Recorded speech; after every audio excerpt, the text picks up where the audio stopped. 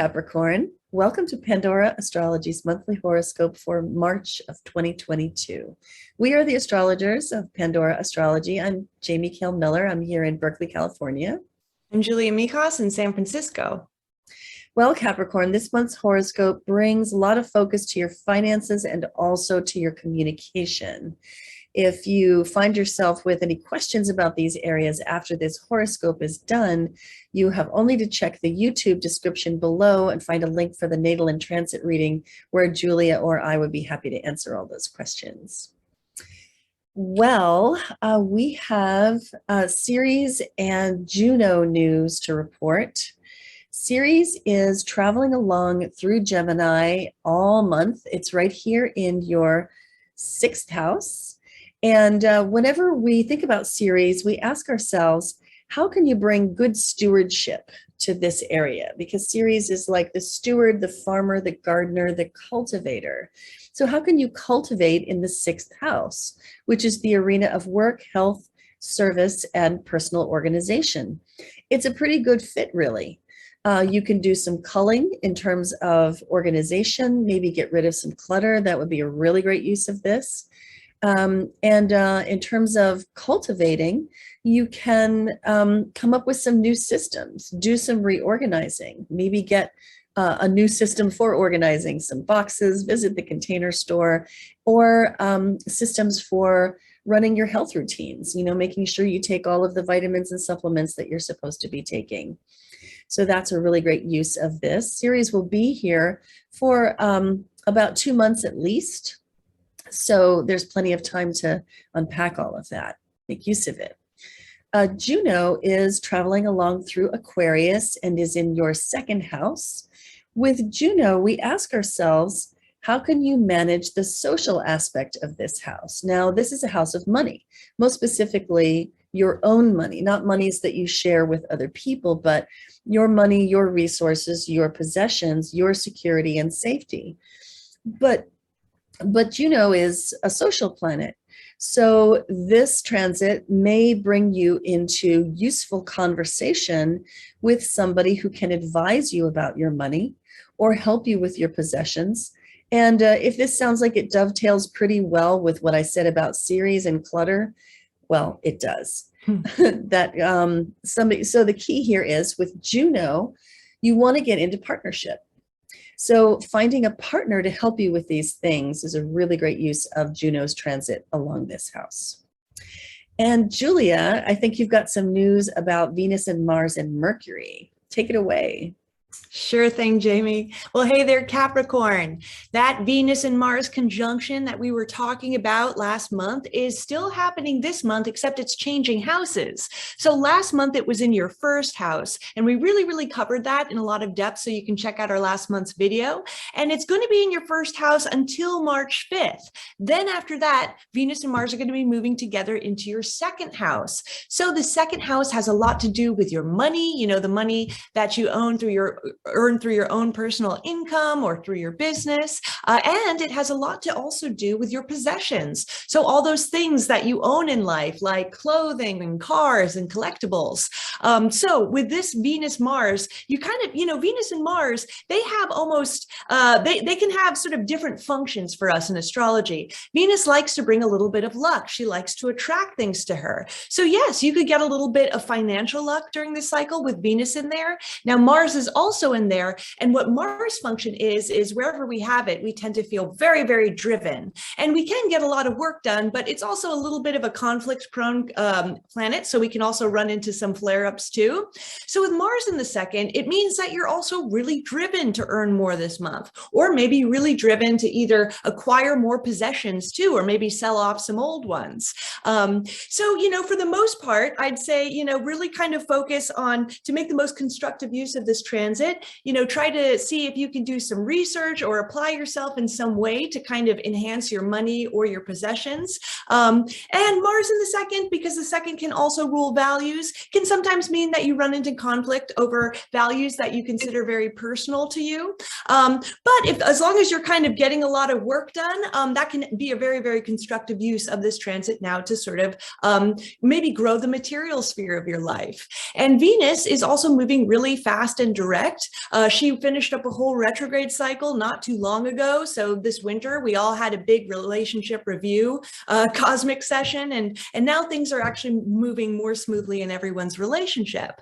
And then the last planet I want to talk about is Mercury, who's also moving direct and fast. He also just finished a whole retrograde cycle. And by March 9th, he's going to be shifting into your third house. The third house and Mercury they have a lot of similarities together. The third house is about writing and communication. So is Mercury too. So if you do have any writing that you need to do now, whether it's for school, your personal life, maybe for work, this is an excellent month to get that done.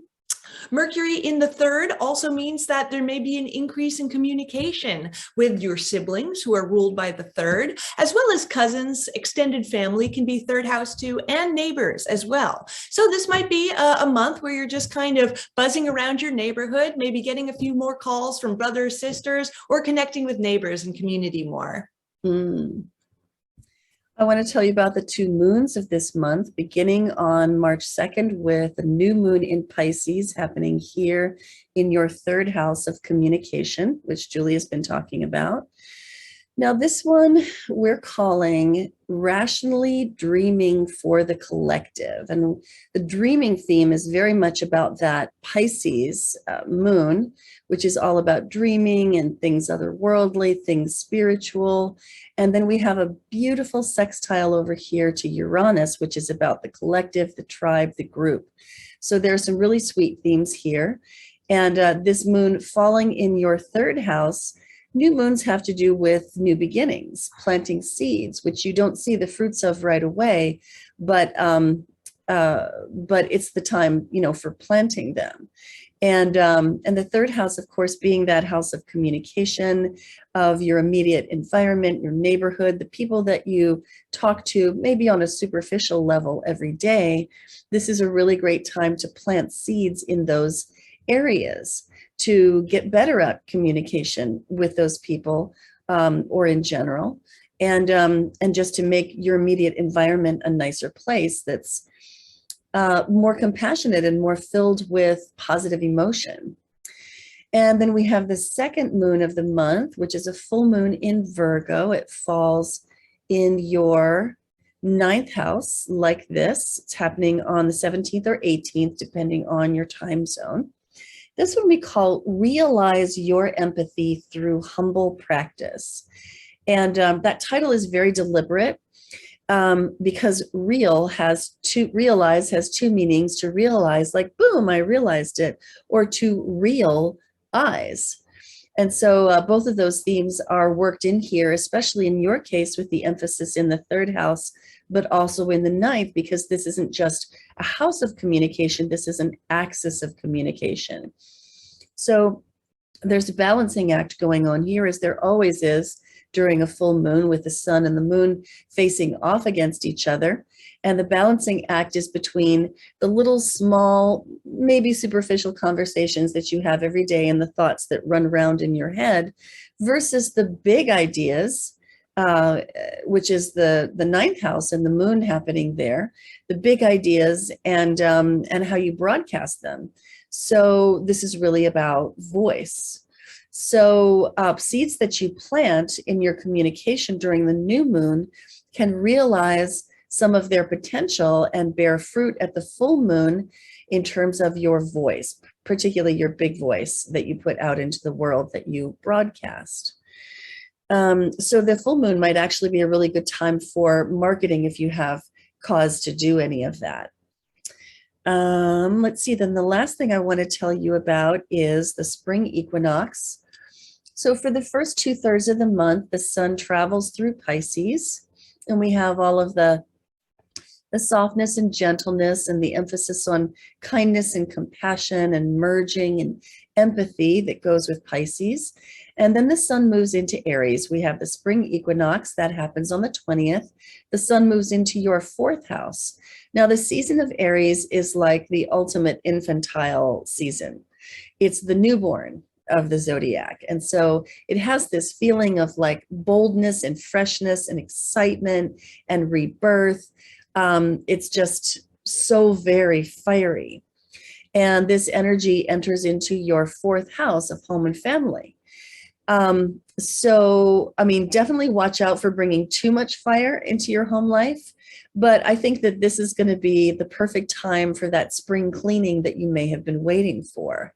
And if you felt like the first 2/3 of March were a bit muddy, that would be because Sun in Pisces. But when the sun moves into Aries, it's like a breath of fresh air, like blowing through your home. That's fourth house, home life, just blowing through and like, wiping that slate clean. And so it's a really wonderful time for that spring cleaning and to just bring up all of that energy and aliveness in your home life. Well, Capricorn, that's what we have for you today. You can always find your horoscope on our website, pandoraastrology.com, in the horoscopes tab. And if you want a reading with either of us, you can find that in the types of readings tab.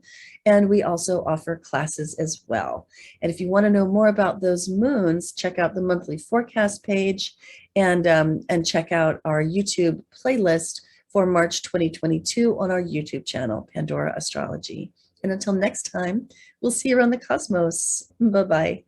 Bye.